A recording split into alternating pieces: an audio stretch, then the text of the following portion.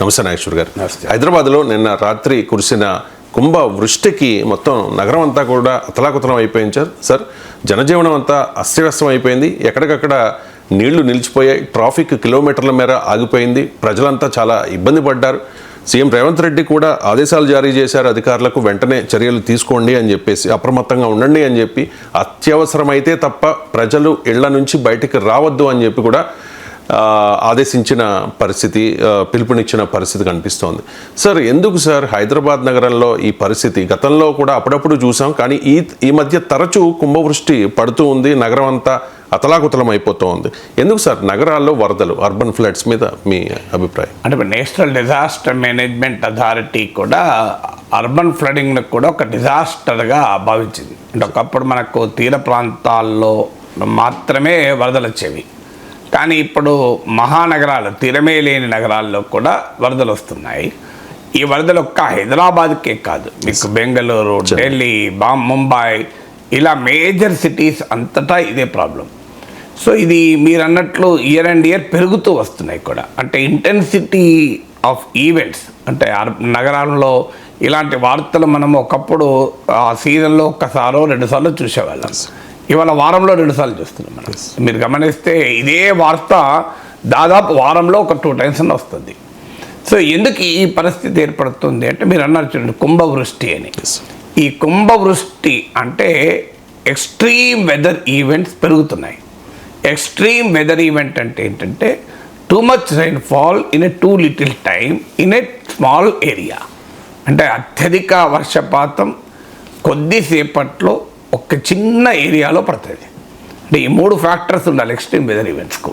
High intensity of rainfall, భారీ వర్షం, కుండపోత లాంటి వర్షం, అది కూడా ఒక 15 నిమిషాలు, హాఫ్ అన్ అవర్ భారీగా పడిపోతుంది. అదే కుంభవృష్టి ఇప్పుడు ఉదాహరణకు ఒక 10 సెంటీమీటర్ల వర్షం ఉంది. ఇది స్ప్రెడ్ ఓవర్ 2 days పడ్డదనుకో, మనకేమీ కాదు. స్ప్రెడ్ ఓవర్ హైదరాబాద్ సిటీ అంతా పడ్డదనుకో, ఏమీ కాదు. కానీ ఒక చిన్న ఏరియాలో ఒక 15 నిమిషాలు, 20 నిమిషాలు భారీ వర్షపాతం, ఈ 3 కలిసి రావడాన్నే మనము ఎక్స్ట్రీమ్ వెదర్ ఈవెంట్స్ అంటాం. ఈ ఎక్స్ట్రీమ్ వెదర్ ఈవెంట్స్ రావటానికి కారణం క్లైమేట్ చేంజ్, వాతావరణ మార్పు వల్ల. మనము ఈ గ్లోబల్ వార్మింగ్ చాలాసార్లు మాట్లాడుకున్నాం, భూతాపము, వీటి వల్ల క్లైమేట్ చేంజ్ వల్ల ఏమవుతుందంటే ఈ ఎక్స్ట్రీమ్ వెదర్ ఈవెంట్స్ ఇంటెన్సిటీ పెరిగింది. సో దీనికి మనం ఏం చేస్తామని ఎవరైనా అనొచ్చు, కానీ ఎప్పుడు కూడా డిజాస్టర్ మేనేజ్మెంట్లో ప్రిన్సిపల్ ఏంటంటే ప్రివెన్షనే కాదు, మిటిగేషన్. అంటే మానవ చర్యల ద్వారా మనము సమస్యను తీవ్రతరం చేస్తున్నామా, సమస్యను తగ్గించుకుంటున్నామా అని.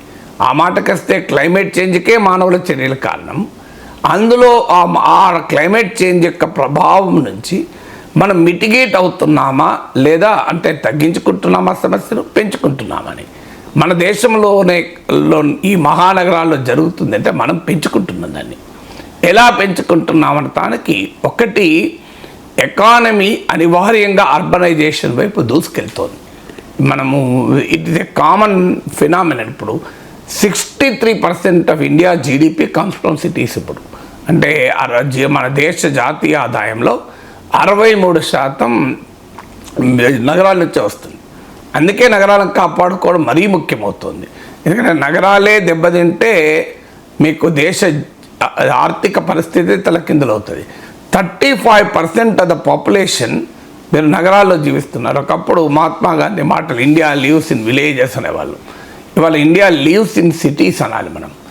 సో ఈ అర్బనైజేషన్ ఫినామినా ఇంకా రోజు రోజుకు పెరుగుతుంది. ఇప్పుడు 2030 నాటికి 73% ఆఫ్ జీడిపి నగరాల నుంచే రాబోతుంది. ఎందుకంటే ఎకనామిక్ యాక్టివిటీ మొత్తము నగరాల్లోనే కేంద్రీకృతమై ఉంటుంది. ఎకనామిక్ యాక్టివిటీ నగరాల్లో కేంద్రీకృతమైతే పాపులేషన్ కూడా నగరాల్లో కేంద్రీకృతమవుతుంది. ఎందుకంటే ఇది 2 రిలేటెడ్ కనుక. ఎకనామిక్ యాక్టివిటీ కేంద్రీకృతమైతేనే జీవనోపాధి, ఉపాధి అక్కడే ఉంటుంది కనుక అక్కడికి వస్తూనే ఉంటారు. పట్నం పోదాం రావే పిల్ల అని పాత కాలంలోనే సినిమా పాట ఉంది. పట్నం పోయి ఏదైనా చేసి బతకచ్చు అంటారు. గ్రామాల్లో ఉంటే ఉపాధి ఉండదు, జీవనోపాధి ఉండదు. నగరానికి వెళ్తే ఏం చేసుకొనైనా బతకచ్చు అని. సో అందువల్ల ఈ నగరాల ఎకానమీ అనేది నేషనల్ ఎకానమీలో, నేషనల్ లైఫ్లో నగరాలు అనేది గణనీయంగా పెరుగుతున్నాయి. కానీ దానికి తగ్గట్టు అర్బన్ ఇన్ఫ్రాస్ట్రక్చర్ పెరుగుతుందా? ఇప్పుడు మీరు హైదరాబాద్ తీసుకోండి. హైదరాబాదులో ఉన్న వర్షపు నీటిని తొలగించే వ్యవస్థ, స్టార్మ్ వాటర్ డ్రైన్ సిస్టమ్స్ అంటారు.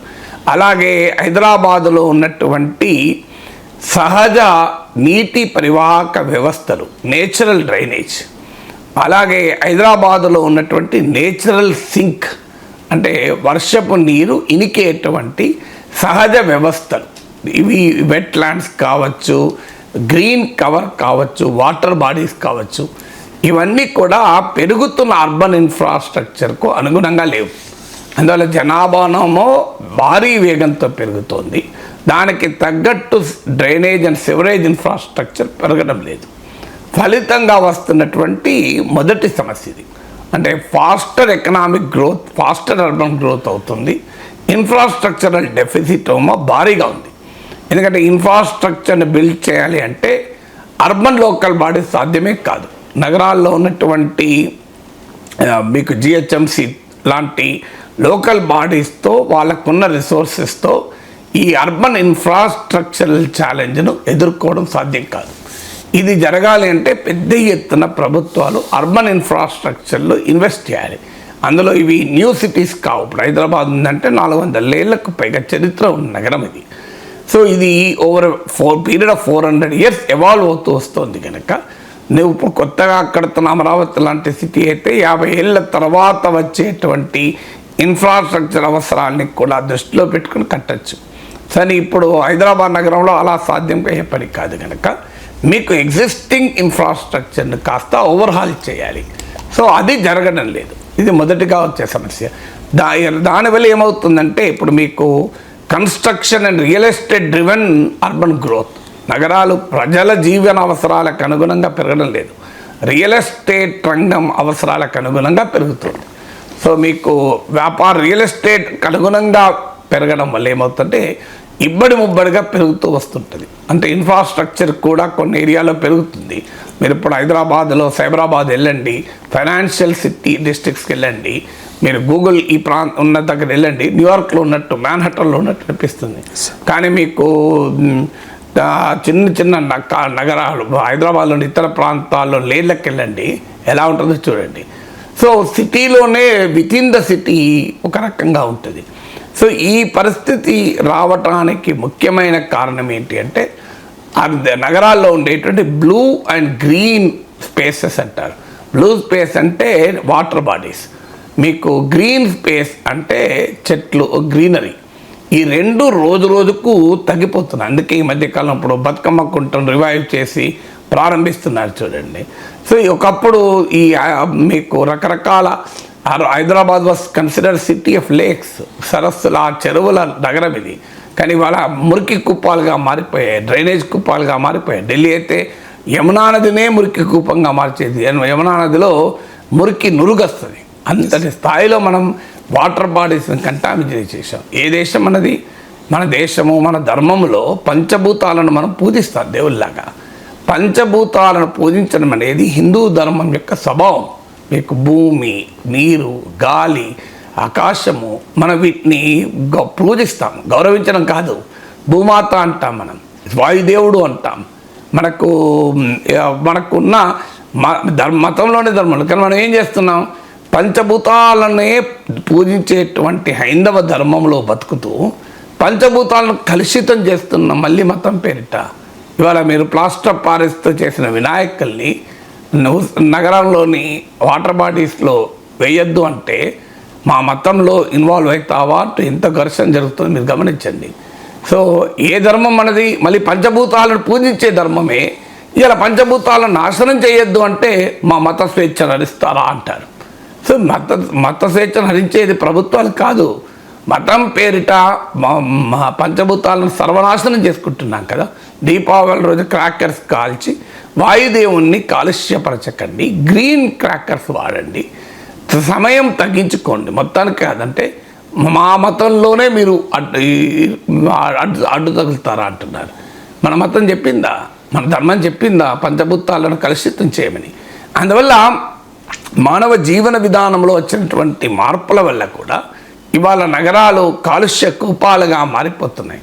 అందువల్ల ఈ బ్లూ అండ్ గ్రీన్ కవర్సే కాదు, ఇవాళ బిల్టప్ ఏరియాలో నగరాల్లో 90% నాన్ పర్మియబుల్ బిల్టప్ ఏరియా అంటారు.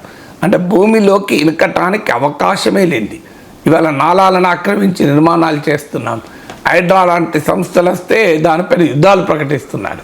సో హైడ్రా తప్పు చేస్తే ప్రశ్నించాలి, హైడ్రా పేదవారిపైన జులుం జులిపిస్తే ప్రశ్నించాలి, హైదరాబాద్ ఆ హైడ్రా నోటీసులు ఇవ్వకుండా కూలిస్తే ప్రశ్నించాలి. కానీ హైడ్రా లాంటి వ్యవస్థే అదేదో దేశద్రోహ వ్యవస్థలాగా మనం మాట్లాడుతున్న తీరు, నాయకులు మాట్లాడుతున్న తీరు చూస్తున్నాం కదా. సో అంటే మీరు అక్రమ నిర్మాణాలని మనం ప్రశ్నించకూడదు.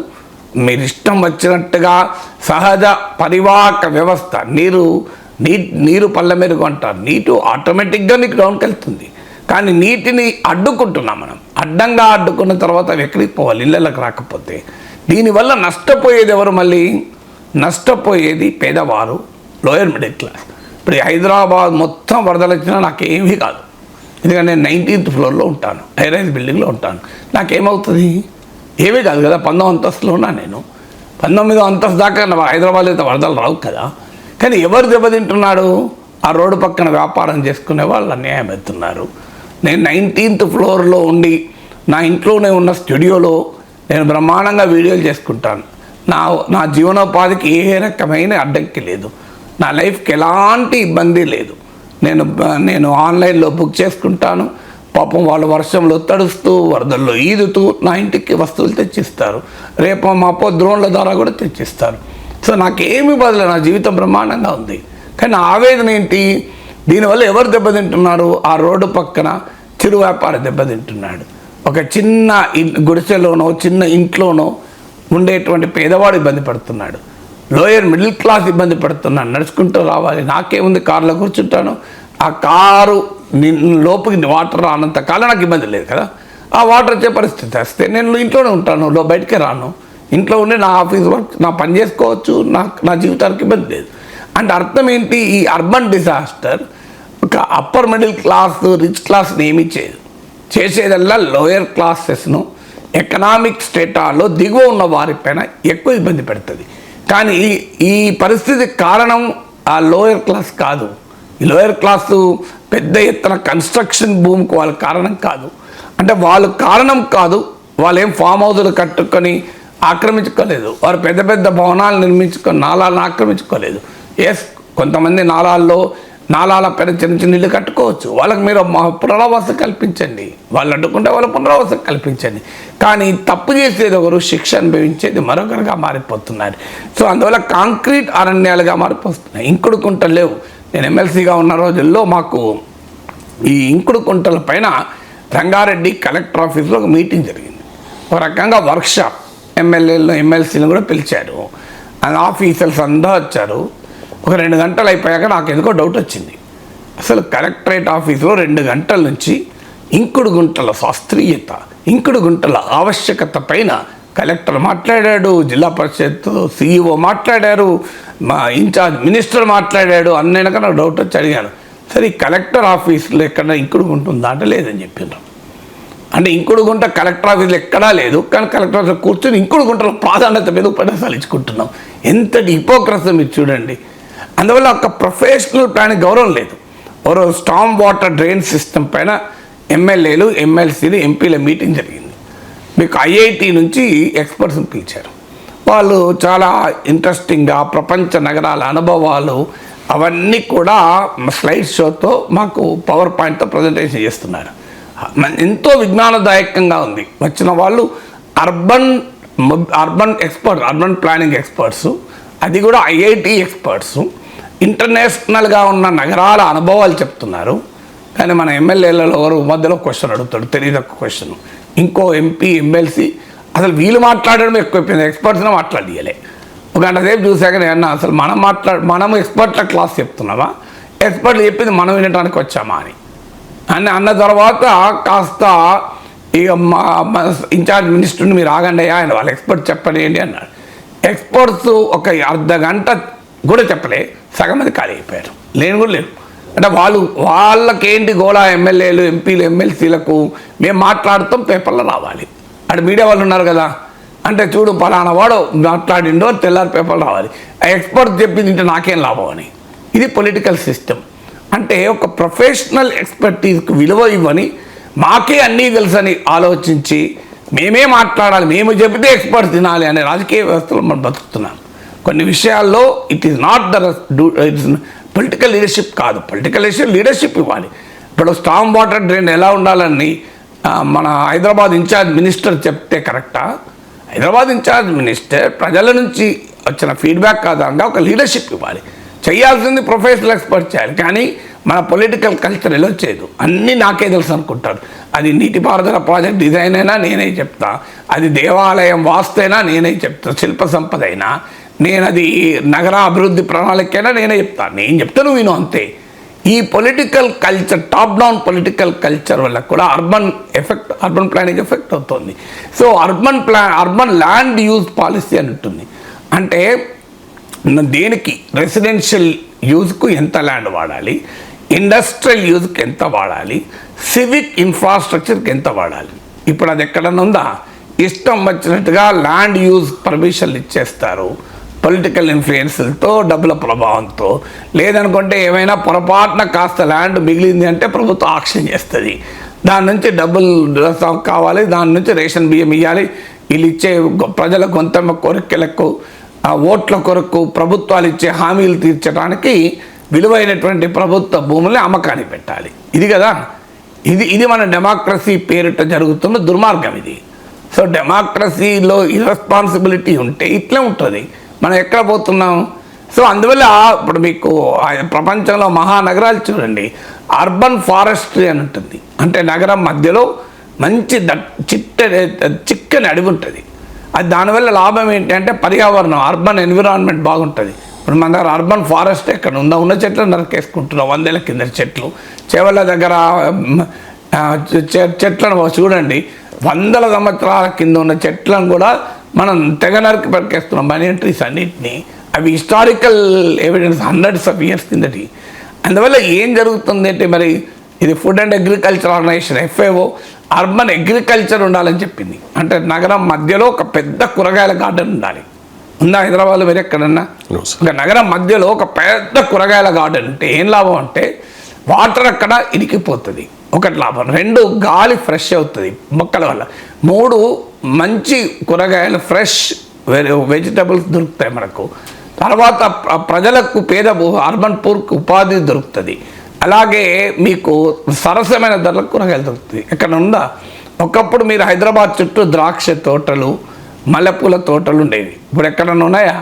రియల్ ఎస్టేట్ పడా భూములు ఉన్నాయి ఇప్పుడు హైదరాబాద్ చుట్టూ. సో అర్బన్ ప్లానింగ్ ఎంత ఘోరంగా దెబ్బతిందో చూడండి మీరు. హైదరాబాద్ చుట్టూ వర్షం పడితే మీకు ఆ ద్రాక్ష తోటల్లో ఇనికిపోయేది, ఆ మల్లెపూల తోటల్లో ఇనికిపోయేది. మీరు ఇలా ఆ నీళ్ళన్నీ హైదరాబాద్కే రావడం తప్ప మార్గం లేని పరిస్థితి తెచ్చుకుంటున్నాం కదా. సో అందువల్ల ఎప్పుడైతే మనం మన జీవన విధానం పేరిట నాశనం చేసుకుంటున్నామో ప్రకృతి ప్రకోపిస్తుంది. ప్రకృతి తప్పే ఉన్నది. మనం ఇప్పుడు అడవులు మనం నరికేసి వన్యమృగాలు ఉండేటువంటి ప్రాంతాల్లోకి మనం వెళ్తే అవి మన ప్రాంతాల్లోకి వస్తున్నాయి. అందుకే పేపర్లో చూస్తారు, హైదరాబాద్లో చిరుత కలకలం. ఇది ఒక వారం రోజులకు, 15 రోజులకు ఒకసారి పేపర్లు వస్తాయి చూడండి. హైదరాబాద్లో చిరుత కలకలం, మంచి రేవుల్లో కనిపించిన చిరుత. సో ఈ హడలెత్తిన స్థానిక ప్రజలు, అడవి శాఖకు విజ్ఞప్తులు, ఇదంతా రోజు మన పేపర్లో చూసుకోవాలి. సో ఈ పరిస్థితి మనం ఎందుకు తీసుకొస్తున్నాం? తర్వాత పబ్లిక్ ట్రాన్స్పోర్ట్ 70% ఉండాలి. ఉంటే నీకు రోడ్లు, ట్రాఫిక్ ఫ్రీ ఉంటుంది. 70% ఆఫ్ ద ప్రజలు ప్రజా రవాణా వాడాలి. ఇలా హైదరాబాద్లో ఏంటి, ఆర్టీసీ ఇటీవల HMDA రిపోర్టు మనకు వార్తల్లో వచ్చింది, 25% తగ్గింది. హైదరాబాద్లో లాస్ట్ 10 years పీరియడ్ తీసుకుంటే కార్ల వాడే వారి సంఖ్య 400% పెరిగింది, బస్సులు వాడే సంఖ్య 40% పడిపోయింది. ఇవాళ ఆర్టీసీ పైన బస్సుల్లో ప్రయాణం చేసే వాళ్ళు ఓన్లీ 25%. ఇక మెట్రో కూడా కలుపుకున్నా కూడా 30-35% మించి, అంటే ఉండాల్సిన నామలో సగం కూడా లేదు. మరి ఇది ఏ రకమైనటువంటి అర్బన్ డిజాస్టర్ కారణమవుతుంది? నగరాలు 70% పబ్లిక్ ట్రాన్స్పోర్ట్ పైన ఉంటేనే ఆ నగరం ఎఫెక్టివ్గా ఉంటుంది అని. కానీ 30-35% కూడా ఇవాళ అర్బన్ ట్రాన్స్పోర్టు పబ్లిక్ ట్రాన్స్పోర్ట్ మీద లేరు. అందువల్ల ఒకప్పుడు మీకు హౌసింగ్ అనేది ఒక ప్రభుత్వ సోషల్ రెస్పాన్సిబిలిటీగా ఉండేది.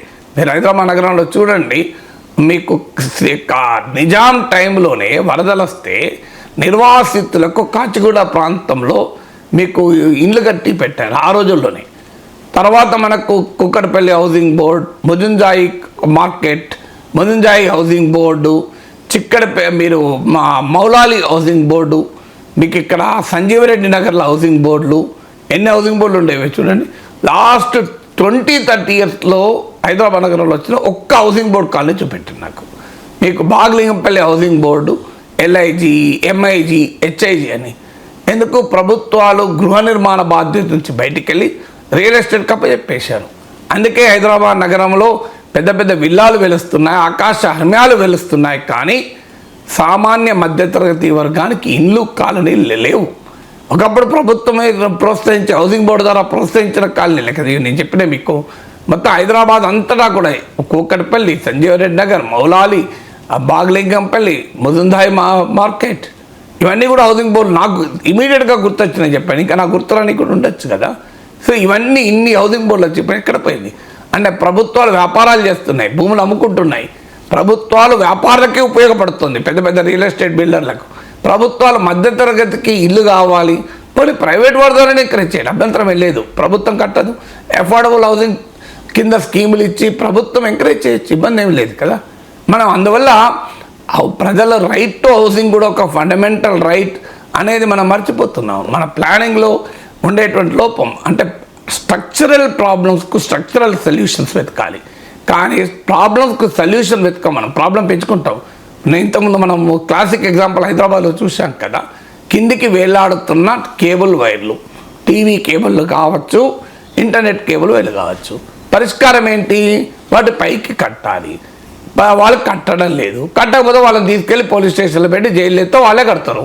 ఎందుకంటే చట్టాన్ని వాళ్ళు ఉల్లంఘిస్తుంటే వాళ్ళని శిక్షించాల్సింది పోయి ప్రజలు శిక్షించింది ప్రభుత్వం. వెంటనే ఆ వైర్లు కట్ చేసి టోటల్ హైదరాబాద్లో ఇంటర్నెట్ షట్ డౌన్. దాంతో సచివాలయమే పనిచేయదు, వర్క్ ఫ్రమ్ హోమ్ ఆగిపోతుంది, కంపెనీల ఆఫీసులు మూతపడతాయి. అసలు ఎంత తెలివి తక్కువ నిర్ణయాలు తీసుకుంటారో ప్రభుత్వ అధికారులు చూడండి. ప్రాబ్లం ఏంటి? ప్రాబ్లం మీకు కిందికి వేలాడుతున్న కేబుల్ వైర్స్ ప్రమాదకరంగా మారింది నిజం. వాటి పైకి కట్టాలని రూల్ కూడా ఉంది. కట్టని కేబుల్ ఆపరేటర్ల పైన, ఇంటర్నెట్ ఆపరేటర్ల పైన చర్యలు తీసుకోవాలి. వాళ్ళకి సమయం ఇచ్చి ప్రాక్టికల్గా ఎంత టైం పడుతుంది పైకి కట్టడానికి. కాదనుకుంటే ప్రభుత్వమే ఖర్చులు పెట్టి పైకి కట్టించి వాళ్ళకి వసూలు చేయండి, లేదా వాళ్ళ లైసెన్సులు క్యాన్సిల్ చేయండి, వాళ్ళకి జైల్లో పెట్టండి. కానీ మేము వాళ్ళని శిక్షించలేము, ఎందుకంటే వాళ్ళు మాకు అన్ని రకాలుగా మాకు లింకులు ఉంటాయి వాళ్ళతోని. అందువల్ల మేము ప్రజలు శిక్షిస్తాం. నీ చేతకాని దాని ప్రజలు శిక్షణ ఏంటి? మంచగండా పొడుగున్నాడని చెప్పి కాళ్ళే నరికేసుకున్నాడు వాడు. ఇది మన ప్రభుత్వాలు పనిచేసేటువంటి తీరులు. సో ఇలా అర్బన్ ప్లానింగ్ను సర్వనాశనం చేశాం మనం. దానివల్ల ఇవాళ హైదరాబాద్ నగరమే కాదు, దేశం అంతటా ఇది. ఇలా బెంగళూరు నుంచి కంపెనీలు మేము పారిపోతామని చెప్తున్నారు, భరించలేకపోతున్నాం హైదరాబాద్లో. రేపు పరిస్థితి హైదరాబాద్ కూడా అదే వస్తుంది. 2 గంటలు 3 గంటలు నీకు ట్రాఫిక్లో నిలబడితే ఏ కంపెనీ CEO హైదరాబాద్ ఉంటాడు? నాకు చెప్పండి. ఒక పని లేదా?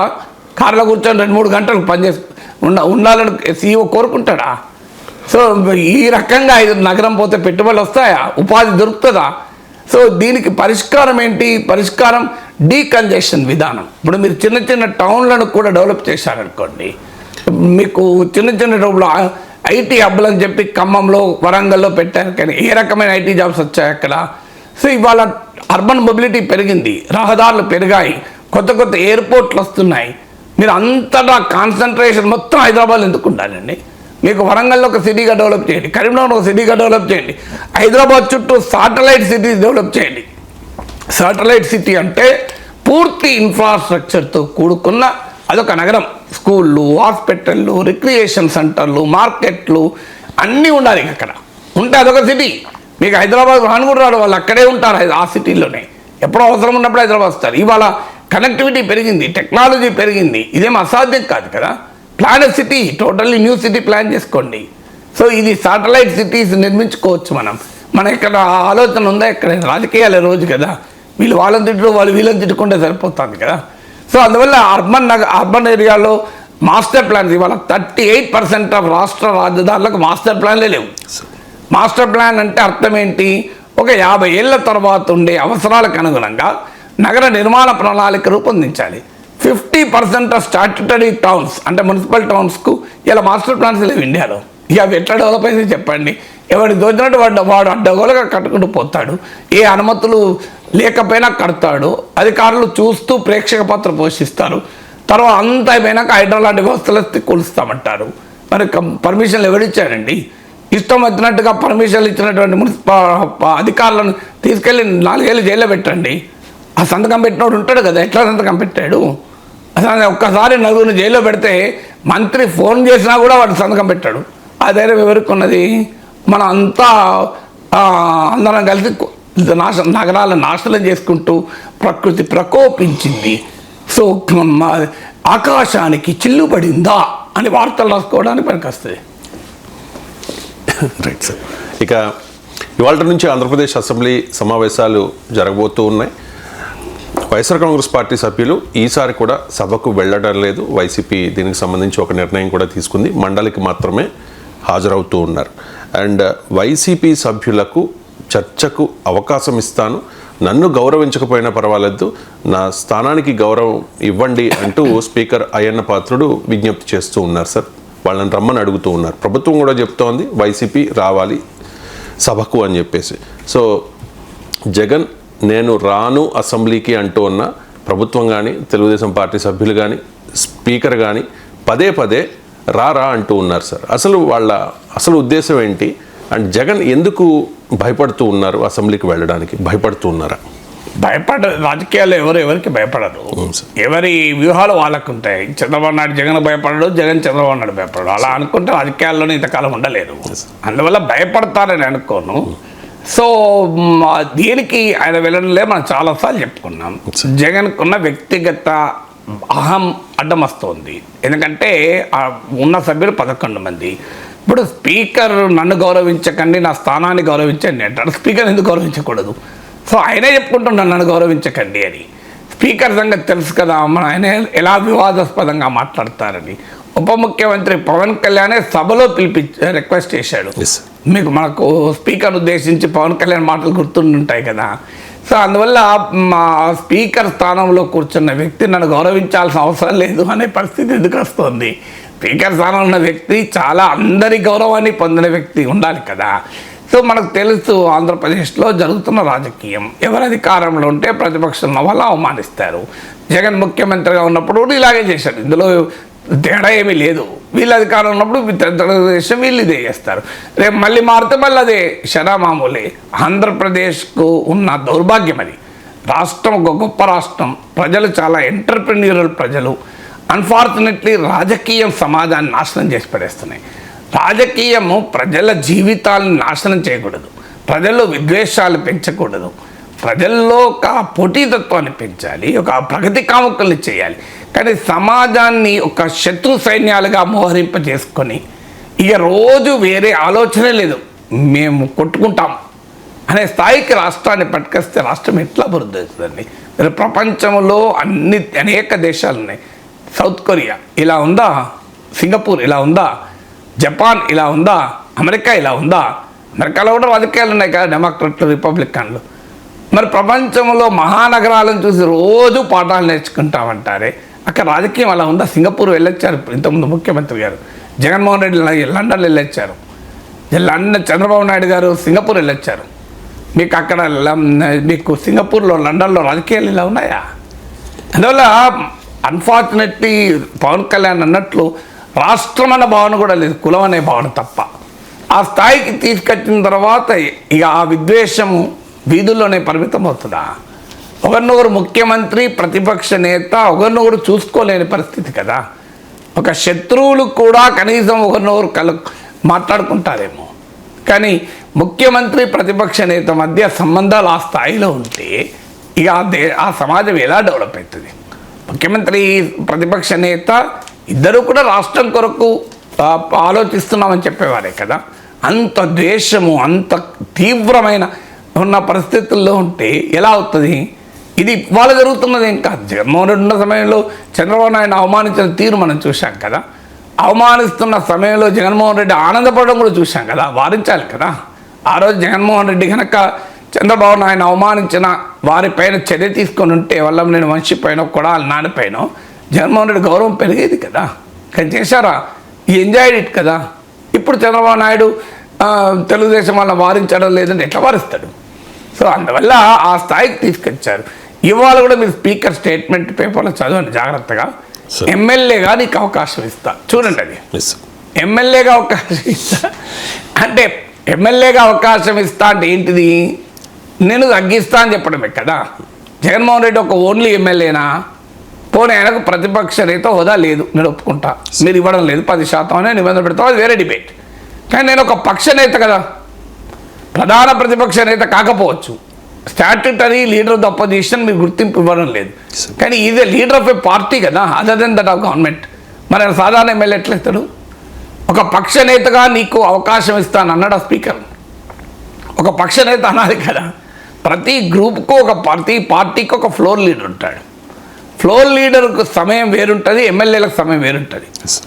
ఫ్లోర్ లీడర్గా అయినా నేను రెస్పెక్ట్ చేస్తా అంటలేడే స్పీకరు. స్పీకర్ సభా సాంప్రదాయాలకు ఇంత విలువిస్తిగా సభ ఎట్లా నడుస్తుంది చెప్పండి, నాకు అర్థం కాదు. ఎమ్మెల్యేగా అంటే ఓపెన్గా చెప్తున్నాడు, నీ బతుకు ఎమ్మెల్యేనే రా సభకు అంటున్నాడు. అరే తిట్టపోరా నా కొడక అన్నాడు అంట. నేను తిట్టను రా వెదవా నా కొడక అన్నట్ట. అంటే ఏంటంటే స్పీకర్ సీట్లో ఉన్న వ్యక్తి కూడా అలా చేస్తే పోనీ ఈయనేమన్నా ఈయన ఒక్కడే చేశాడా? అంతకుముందు ఉన్న స్పీకర్ ఎలా వెలగబెట్టాడో మనం చూశాం కదా. ఆయనైతే స్వయాన చంద్రబాబు నాయుడు క్యాబినెట్లో మంత్రిగా కూడా పనిచేశాడు కదా, తమ్మినేని సీతారాం. కానీ ఆయన ఎంత ఘోరంగా మాట్లాడేవాడు.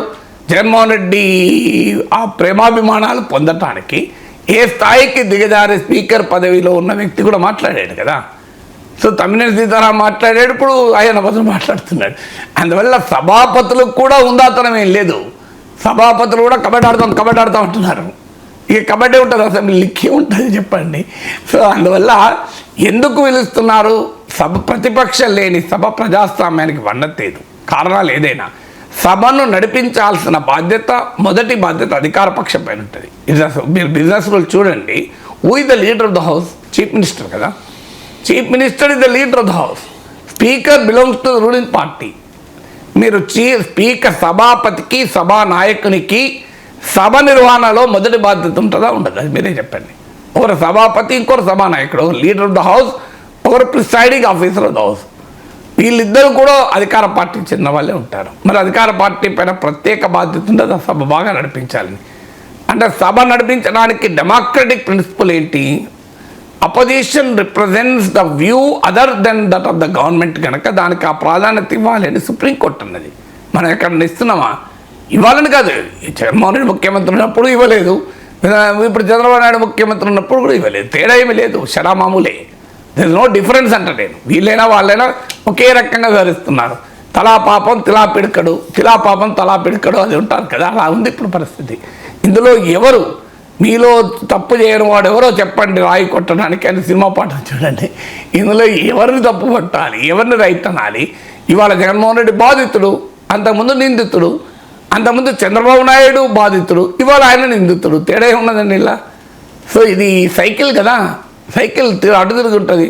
ఆ సైకిల్ ఒకప్పుడు నారో పాయింట్ ఫేవేషన్, తర్వాత కొన్ని రోజులకు బెల్ బాటన్ వచ్చింది, గుర్తుంచండి. ఇంత ఊగిపో అసలు అంటే స్వీపర్లు రోడ్ల మీద మున్సిపల్ స్వీపర్స్ అవసరం లేకుండా మన పాయింట్లే క్లీన్ చేసేటి. తర్వాత మళ్ళీ నారో పాయింట్ వచ్చింది, మీరు చూడండి. సో ఫేషన్లు మారుతున్నాయి కదా. ఒకప్పుడు హాఫ్ షర్ట్ ఫేషన్, ఇప్పుడు ఫుల్ షర్ట్ ఫేషన్ అయిపోయి మళ్ళీ హాఫ్ షర్ట్ వస్తుంది. లాస్ట్ టీ షర్ట్ వచ్చింది, స్లీవ్లెస్ టీ షర్ట్లు వచ్చాయి, మళ్ళీ కొన్ని రోజుల్లో ఫుల్ వస్తుంది. ఇది ఒక సైకిల్, అలా సైకిల్ తిరుగుతూనే ఉంటుంది. ఆంధ్రప్రదేశ్లో ఒక సైకిలే ఇది. దానికన్నా మీకు సమయం ఇస్తాం అంటే ఏంది, నువ్వు ఎమ్మెల్యేగానే నీకు సమయం ఇస్తాం అంటే నీకు 1 నిమిషం ఇస్తాం, రా 1 నిమిషం మాట్లాడు. పోనీ ఆయనన్నా 1 నిమిషంలోనే నేను సబ్జెక్ట్ మాట్లాడుతా అంటా జగన్ అన్నాడు, నాకు 2 గంటలు ముఖ్యమంత్రితో సమానంగా. అరే ముఖ్యమంత్రితో సమానానికి ఓట్లు వచ్చినాయి, ఎట్లా ఇస్తారు? ఇప్పుడు జగన్మోహన్ రెడ్డి కోరికలు చూడండి. వీళ్ళేమో ఈ ఎక్స్ట్రీమ్, నువ్వు ఎమ్మెల్యేగా రా మీరు ఒక పక్ష నేతగా కూడా నిన్ను గుర్తించం, నిన్ను ఒక ఎమ్మెల్యేగానే గుర్తిస్తాం రా అని, అది కూడా పులివెందుల ఎమ్మెల్యేగానే గుర్తిస్తాం రా అని. ఈ జగన్మోహన్ రెడ్డి ఏమంటాడు, నన్ను ముఖ్యమంత్రిగా గుర్తించట్టున్నాడు. చూడండి గొంతమ్మ కోరికలు అంటే ఇటువైపు ఎక్స్ట్రీమ్ అటువైపు ఎక్స్ట్రీమ్. ముఖ్యమంత్రిగా ఎట్లా ముఖ్యమంత్రికి ఎంత సమయం ఇస్తున్నా నాకు అంత సమయం ఇవ్వాలంటాడు. ఇది ఎక్కడ కనీసం అండి? నీకు ముఖ్యమంత్రికి వచ్చిన ఓట్లు వచ్చాయా, నీకు ముఖ్యమంత్రికి వచ్చిన సీట్లు ఉన్నాయా, నీకు ఎందుకు ఇస్తారు? నువ్వు అడగాల్సింది ఏంట, నేను ఒక సభాపక్షం, నేను ప్రధాన ప్రతిపక్ష హోదా ఇవ్వండి, ఓకే అది అడిగారు, అది ఇవ్వలేదు. మీరు నాకు ప్రధాన ప్రతిపక్ష నేత హోదా ఇవ్వకపోయినా, నేను ఒక రాజకీయ పక్ష నేత, 11 మంది ఎమ్మెల్యేలు ఉన్నారు నాకు, ప్రతిపక్షంలో నేను మా ఒక్క పార్టీ ఉంది, ఒక పక్ష నేతకు ఎంత టైం ఇస్తారో నాకు అంత ఇవ్వండి అని జగన్ అడగాలి కదా. అడుగుతున్నాడా? నాకు 164 మంది ఎమ్మెల్యేలు ఉన్న చంద్రబాబు నాయుడుతో ఈక్వల్గా ఇవ్వండి అంటాడు. అది అట్టెట్టిస్తారండి ప్రజాస్వామ్యంలో? సాధ్యమా? నీ ఓట్లే రాలే కదా, అట్లా ఓట్లు సీట్లు రావు కానీ ఇవ్వాలంటే ఎట్లా? సో నాకు ముఖ్యమంత్రికి ఇచ్చిన ప్రోటోకాల్ ఇవ్వాలి నాకు అంటే అది ఎట్లా సాధ్యమవుతుంది? ప్రాక్టికల్గా సాధ్యం కాదు కదా. ఇప్పుడు మీరు యాంకరు, నేను గెస్టు, మీరు కొంత టైం తీసుకుంటారు, నేనే ఎక్కువ మాట్లాడతాను, లేదు సార్ నేనే ఎక్కువ మాట్లాడతాను విను అని యాంకర్ అంటే నేను రోజు తెల్లారి ప్రోగ్రాంకి వస్తానా? అలా ఉంది. సో జగన్మోహన్ రెడ్డి ఏమంటున్నాడు, నాకే ఇంకా నయం, ముఖ్యమంత్రి కన్నా ఎక్కువ టైం ఇవ్వమని అంటలేడు, బతికిచ్చాము, ముఖ్యమంత్రి కన్నా ఎక్కువ టైం ఇవ్వండి అంటాడు, ముఖ్యమంత్రితో సమానమైన టైం ఇవ్వండి అంటున్నాడు. అంటే నేను ఓడిపోయానన్న కాన్షియస్నెస్ కూడా జగన్కి లేదు. ఇది ఎట్లా సాధ్యమవుతుంది? పోనీ ఒక్క నిమిషంలో మాట్లాడలేవా? నేను ఎన్నోసార్లు చెప్పాను, ఒక్క నిమిషంలో కూడా చెప్పచ్చు, ఒకటే నిమిషంలో నీకు బ్రహ్మాండంగా చెప్పదలుచుకున్నాయని చెప్పచ్చు. సో మీరు వైద్య కళాశాలలు ఇష్యూలు ఏవదెట్టుకున్నారు, వైద్య కళాశాలల్ని ప్రభుత్వంలో మేము పెట్టాం, ప్రైవేట్ వారికి మీరు ఇస్తున్నారు. ఈ పాయింట్ లేపాలనుకోండి, వైద్య కళాశాల మేము ప్రభుత్వంలో పెట్టాలి, వైద్య కళాశాల ప్రభుత్వంలోనే ఉండనివ్వాలి, వైద్య కళాశాల ప్రభుత్వంలోనే ఉండనివ్వాలి అని గట్టిగానండి అయిపోతుంది కదా.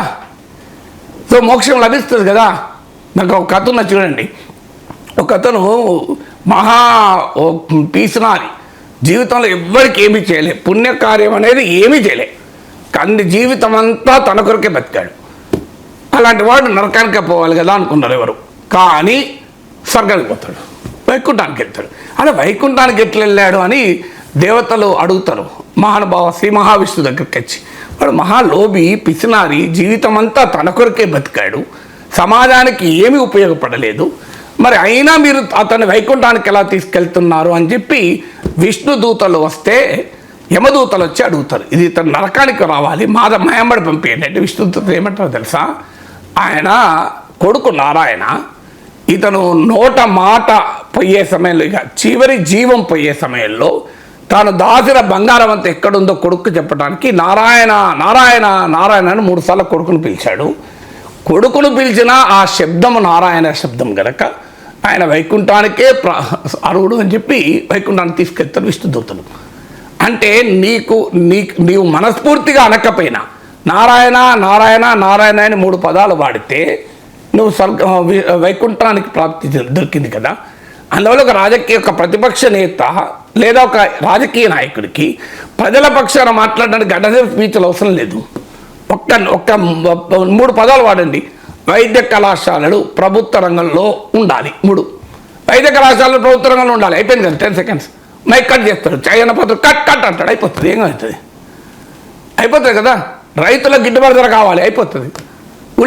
ఉల్లి రైతును ఆదుకోండి.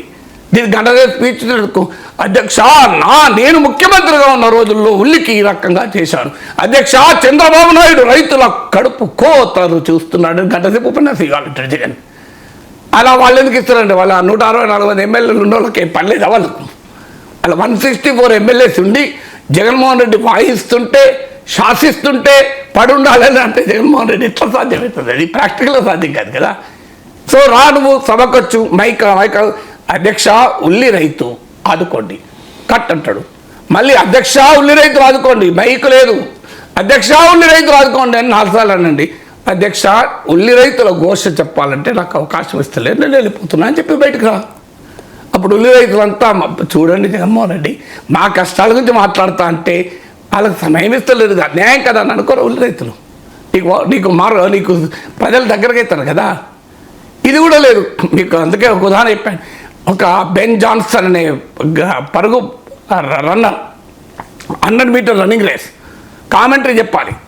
100 మీటర్ రన్నింగ్ రేస్ ఎంత సెకండ్స్ వల్ల పరిగెడతారు దాన్ని వివరించి వర్ణించి చెప్తే ఏమవుతుంది? లాభం ఉండదు. అందుకే బీబీసీలో commentary famous, it is Ben Johnson అంటారు. అయిపోయాయి కథ కామెంటరీ. ఇదెంత చూడండి, ఎంత క్రియేటివిటీ చూడండి. ఇట్ ఈస్ బెన్ జాన్సన్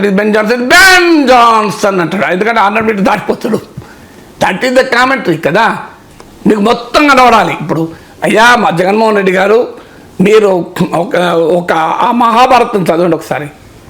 దుర్యోధనుడికి మొత్తం కనబడుతుంది అరణ్యం అంతా, అర్జునుడికి పక్షి మాత్రమే కనబడుతుంది. మీకు మొత్తం చంద్రబాబు నాయుడు తిట్టాలి అంటే ఆ 164 మంది ఎమ్మెల్యేలు ఉన్న వాళ్ళు మీకు మైక్ ఇచ్చి చంద్రబాబు నాయుడు ఇలా కూర్చొని జగన్ గారు నన్ను తిట్టండి అంటాడా అండి? ఎందుకు పైకి పని లేదా? అయ్యా ఆయనకు ప్రజలు అధికారం ఇచ్చారు, మీకు అధికారం ఇవ్వలేదు, మీకు 11 సీట్లు ఇచ్చారు. Accept the reality, understanding the reality is the genius అంటారు. వాస్తవాన్ని గుర్తించడం జీనియస్ కదా. నేను కింద పడ్డా నేనే పైన ఉంటా అని జగన్ అంటాడు. నువ్వు కింద పడ్డావు తొక్కుతున్నా అని వీళ్ళు అంటారు. ఎట్లయితుంది చెప్పండి? Right sir. ఇక గాజాలో హృదయ విదారక దృశ్యాలు కంటిన్యూ అవుతూ ఉన్నాయి సార్. ఇప్పటికే 75% గాజాను ఇజ్రాయెల్ స్వాధీనం చేసుకుంది. బాంబుల వర్షంతో దద్దరిల్లుతోంది. చాలా భవనాలు అక్కడ నేలమట్టమయ్యాయి. ఈ 2 ఏళ్ల యుద్ధంలో 65,000 మందికి పైగా గాజావాసులు మరణించారు. లక్షల సంఖ్యలో గాయపడ్డ పరిస్థితి కనిపిస్తోంది. సో చాలామంది గాజావాసులు తీర ప్రాంతాలకు వెళ్ళిపోతూ ఉన్నారు సార్. ఆ గాజాను మొత్తం ఆక్రమించుకునే దిశలో ఇజ్రాయెల్ వెళుతోంది సార్. హమాస్ ఉగ్రవాదులను నిర్మూలించే పేరుతో ఇజ్రాయెల్ గాజాలో మారణహోమం సృష్టిస్తోంది. ఇజ్రాయెల్ లక్ష్యం ఏంటి సార్ అసలు? ఇజ్రాయెల్ లక్ష్యం మీరు అన్నట్లు మారణహోమమే. పాలస్తీనా జాతినే లేకుండా చేస్తాను అని. దీన్ని హ్యూమన్ జెనోసైడ్ అంటారు. యునైటెడ్ నేషన్స్ కమిషన్ కూడా నిన్న రిపోర్ట్ వచ్చింది చూడండి, యుఎన్ కమిషన్ రిపోర్ట్.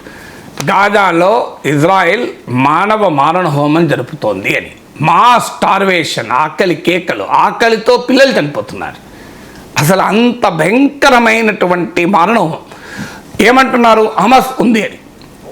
ఇంకా 3,000 మంది హమస్ వాళ్ళు ఉన్నారు, మేము అంతం చేస్తాం.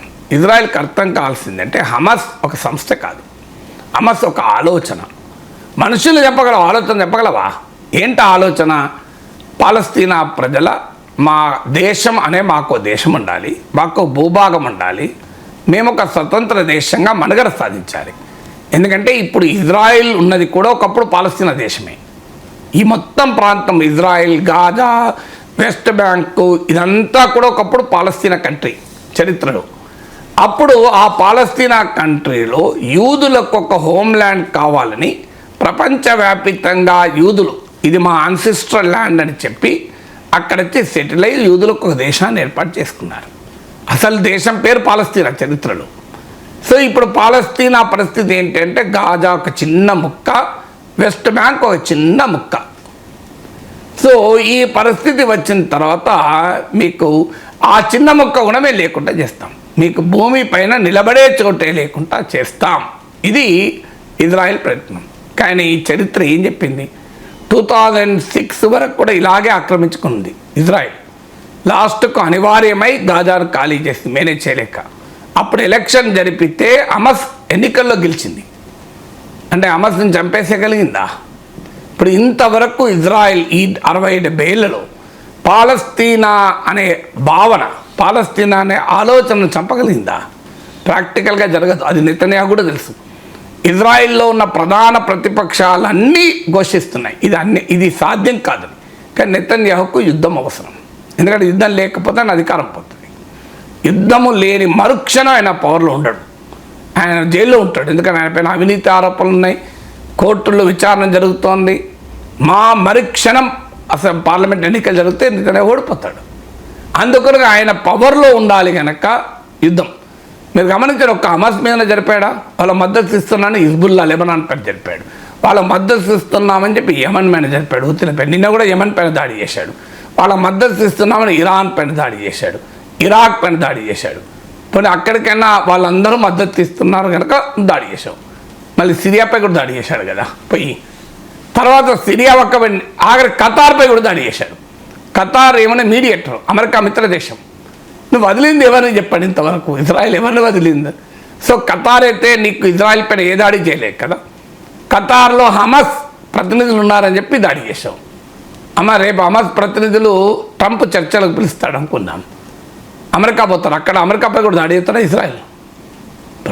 హమాస్ ప్రతినిధులు ఎందుకు వెళ్ళారు ఖతారు? అమెరికా ఆఫీసులతో మీడియేషన్ చర్చలు జరపడానికి వెళ్ళారు. వెళ్తే అక్కడ పోయి దాడి చేశాడు. సో నెతన్యాహుకు ఇది అవసరం. ఇవాళ ప్రపంచమంతా నెతన్యాహును ఖండిస్తోంది. యునైటెడ్ నేషన్లో 193 కంట్రీస్ ఉంటే 149 కంట్రీస్ మారణహోమాన్ని ఆపండి అని ఓటేశాయి.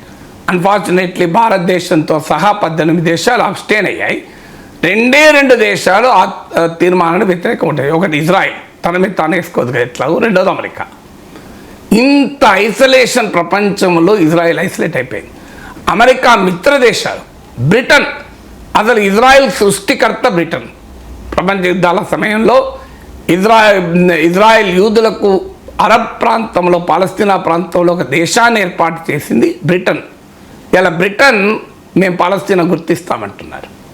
బ్రిటనే కాదు, ఫ్రాన్స్, కెనడా, మీకు మాల్టా, పోర్చుగల్, ఆస్ట్రేలియా, ఈ దేశాలన్నీ మేము పాలస్తీనాను గుర్తిస్తాం అని ప్రకటించాయి. భారతదేశము, చైనా, రష్యా ఎప్పుడో గుర్తించాయి. యునైటెడ్ నేషన్స్ సెక్యూరిటీ కౌన్సిల్లో 5 దేశాలు ఉంటాయి పర్మనెంట్ మెంబర్స్. అమెరికా మినహా అన్ని దేశాలు పాలస్తీనా గుర్తిస్తున్నాయి ఇవాళ. China, Russia, France, UK, Germany. America తర్వాత biggest supply of arms to Israel Germany. America తర్వాత అత్యధికంగా ఆయుధాలు సప్లై చేసే దేశం ఇజ్రాయెల్కు జర్మనీ. ఇవాళ జర్మన్ ఛాన్సలర్ ప్రకటించాడు, పాలస్తీనా ప్రజలపై మీరు ఆయుధాలు వాడితే మేము ఆయుధాలు సరఫరా చేయము అని. ఇజ్రాయెల్కు చెందిన ఫార్ రైట్ మినిస్టర్స్ ఇద్దరు స్లోవేనియా వెళ్తే, యూరోపియన్ యూనియన్లో భాగం స్లోవేనియా, వాళ్ళు నిషేధించింది స్లోవేనియా. 27 కంట్రీస్ యూరోపియన్ యూనియన్లో first country to ban Israel ministers to enter Slovenia. తర్వాత వెంటనే నెదర్లాండ్స్ కూడా బ్యాన్ చేసింది. యూరోపియన్ యూనియన్ ఇజ్రాయెల్కి ఇచ్చిన ట్రేడ్ కన్సెషన్ సస్పెండ్ చేసింది. స్టిల్ నెతన్యాహు విధానంలో మార్పు లేదు. అతని ట్రంప్ కోరుకునేది మొత్తం గాజాను డీపాపులేట్ చేయాలి. అంటే గాజా నుంచి ప్రజలందరినీ వెళ్ళగొట్టి దీని ఒక మేము బీచ్ రిసార్ట్ మారుస్తాను అని అంటున్నారు. ప్రాక్టికల్గా అది ఎంత భయంకరంగా ఉంటుంది. ప్రజలు ఒప్పుకుంటారా? 100 ఏళ్ళ తర్వాత కూడా ఒప్పుకోరు. ఎక్కడైనా ఇప్పుడు ఉదాహరణకు జస్ట్ ఇమాజిన్, తెలుగు ప్రజలందరినీ నేను ఆంధ్రప్రదేశ్, తెలంగాణ నుంచి ఖాళీ చేయించేస్తా అని ఎవడన్నా అంటే, బలవంతాన మనం ఖాళీ చేస్తే మీరు నేను కాదు, మన ముని మనమల్లు కూడా రేపు ఒప్పుకోరు, తుపాకులు పడతారు. ప్రాక్టికల్గా జరిగేది అదే. ఎవరు ఒప్పుకోరు? 100 ఏళ్ళ తర్వాత కూడా మనం తుపాకు పడతాం. 150 ఏళ్ళ క్రితం ఈస్ట్ ఇండియా కంపెనీ వస్తే 200 ఏళ్ళ వరకు కూడా పోరాటం జరగలేదా? ఊకున్నారా జనం? ప్రాక్టికల్గా జరగదు అది. ఒక జనరేషన్ చచ్చిపోయినా కూడా మళ్ళీ ఆ భూమి నుంచి పుడుతూనే ఉంటారు. ఇప్పుడు మీ తల్లికి పొరిటినప్పుడు కొత్త సృష్టిని స్ఫురిస్తాయి అని ఈ మహాకవి అంటాడు. నీకు ఒక్కసారి ఒక జాతిని లేకుండా చేస్తాం, ఒక జాతిని అణచివేస్తామంటే ఆ జాతి తరతరాలుగా తిరగబడుతుంది. 200 ఏళ్ళ బ్రిటిష్ పాలనకు వ్యతిరేకంగా భారతదేశం తిరగబడలేదా? ప్రపంచంలో ఎక్కడైనా మానవ జాతి చరిత్ర మొత్తం మీరు చూడండి, ఒక జాతిని జాతి లేకుండా చేయగలుగుతారా? యూదులను జాతి లేకుండా చేద్దామని ఇట్లా టైంలో చూశారు, ఏమైంది? అది ఇజ్రాయిల్ అనుభవం ఉంది కదా, వేరేటోళ్ళు అవసరం లేదు కదా. యూదుల అనుభవమే ఉంది. ఆ యూదులను లేకుండా చేద్దామని చెప్పారు. వాళ్ళు పుట్టకోరు చెట్టుకోరుగా ప్రపంచమంతా తరిమి కొట్టారు. వాళ్ళు అమెరికాకి వెళ్తే అమెరికాలో రాణించారు, యూరోప్లో వెళ్తే యూరోప్లో రాణించారు. చివరకు తాము ఇజ్రాయిల్గా ఏర్పడితే ఇజ్రాయిల్ కూడా నిలబడింది కదా. సో అందువల్ల ఇది ప్రాక్టికల్గా సాధ్యం కాదు. ఇది పిల్లిని నువ్వు బంధించి కొడితే అది పులైతున్న సామెత ఎందుకు ఉంది? కానీ ఇజ్రాయిల్ చేయదలుచుకుంది. ఎందుకు చేయదలుచుకుంది? ఇప్పుడు ఒక్క హమాస్ పైన దాడి అంటున్నారు, మరి వెస్ట్ బ్యాంక్ను కూడా ఆక్రమిస్తామని చూస్తుంది కదా. వెస్ట్ బ్యాంక్లో హమాస్ లేదు. వెస్ట్ బ్యాంక్లోని పాలస్తీనా ప్రాంతాలలో పైన మహమ్మద్ అబ్బాస్ నాయకత్వంలో పాలస్తీనా అథారిటీ ప్రభుత్వం ఉంది. అది హమాస్కు శత్రువు. ఎందుకంటే 2006 తర్వాత ఇజ్రాయెల్ విత్డ్రా అయిన తర్వాత గాజాలో ఎన్నికలు జరిగితే హమాస్కు పాలస్తీన్ అథారిటీకి మధ్యనే పోటీ జరిగింది, పిఎల్ఓకు మధ్య. పిఎల్ఓను తరిమి కొట్టారు హమాస్. వాళ్ళు వెళ్ళి వెస్ట్ బ్యాంకులో పరిమితున్నారు. వాళ్ళని కూడా ఆక్రమిస్తా అంటున్నారు. సో వెస్ట్ బ్యాంక్ను గాజాను మొత్తాన్ని ఆక్రమిస్తా అంటున్నారు. పోనీ ఇదొక్కడాగా గోలాన్ హైట్స్ సిరియా భూభాగాన్ని ఆక్రమించుకుంది ఇజ్రాయెల్. సో ఇలా మేము మొత్తం ఈ ప్రాంతాన్ని అంతా ఆక్రమించుకుంటా ఆఖరికి అరబ్ దేశాలన్నిటిపైన యుద్ధం చేస్తామంటే, ఒకప్పుడు అమెరికా శత్రు దేశమైన ఇరాన్పై యుద్ధం చేస్తే అమెరికా కలిసి వచ్చింది. ఇందున మనం ఏం చేశాడు, అమెరికా మిత్ర దేశమైన ఖతార్పై కూడా ఇజ్రాయెల్ దాడి చేసింది. ఇప్పుడు ట్రంప్ ఏం చేస్తున్నాడు, తలపట్టుకున్నాడు. సో ఇరాన్పై దాడి చేస్తే అమెరికా కూడా వెళ్ళి దాడి చేసింది. ఇప్పుడు ఖతార్ పైన దాడి చేస్తాడు ఇజ్రాయెల్, రేపు సౌదీ అరేబియా పైన దాడి చేస్తాడు. ఏం చేస్తారు అమెరికా? రేపు యునైటెడ్ అరబ్ ఎమిరేట్స్ పైన దాడి చేస్తారు. ఏం చేస్తారు? భారతదేశం కూడా అంతే. గాజా పైన మారణం సృష్టించినంత కాలం మోడీ ప్రభుత్వం ఒక్క మాట మాట్లాడలేదు. కానీ ఏమైంది, ఖతార్పై దాడి చేసే వరకు మోడీ కూడా ఖండించాల్సి వచ్చింది. తప్పలేదు, ఎందుకంటే ఖతార్ మోడీ కూడా మిత్రుడు. ఖతార్ షేక్ భారత్ కూడా మిత్ర దేశం, అనివార్యమైంది. అదొక రిచ్ అరబ్ కంట్రీ. పాపం పేద పాలస్తీనా ప్రజల్ని ఊచకోతకు వస్తే మోడీ ప్రభుత్వం మాట్లాడలేదు. కానీ ఒక ధనిక షేక్ ఖతార్ ప్రభు పైన దాడి చేస్తే వెంటనే మోడీ ప్రభుత్వం రియాక్ట్ అయింది. తప్పలేదు కదా. అందువల్ల ఈ ఇజ్రాయెల్ యునైటెడ్ నేషన్స్ ఖండిస్తోంది, ప్రపంచమంతా ఖండిస్తోంది, మానవాళి ఖండిస్తోంది. చివరకు ఇజ్రాయెల్ ఏర్పాటు కారణమైన యూకే లాంటి యూరోపియన్ దేశాలు ఖండిస్తున్నాయి. ఎక్సెప్ట్ అమెరికా మొత్తం ఖండిస్తోంది. ఆఖరికి ఇజ్రాయెల్లో ఉన్న ప్రతిపక్షము ఖండిస్తోంది, అమెరికాలో ఉన్న డెమోక్రట్లు ఖండిస్తున్నారు. అయినా నా అధికారం కొరకు, నా పదవి కొరకు నేను ఈ యుద్ధాలు చేస్తూనే ఉంటాను అంటున్నాడు నెతన్యాహు. సో చరిత్ర నిర్ణయిస్తుంది కదా. Yes sir, thank you so much sir.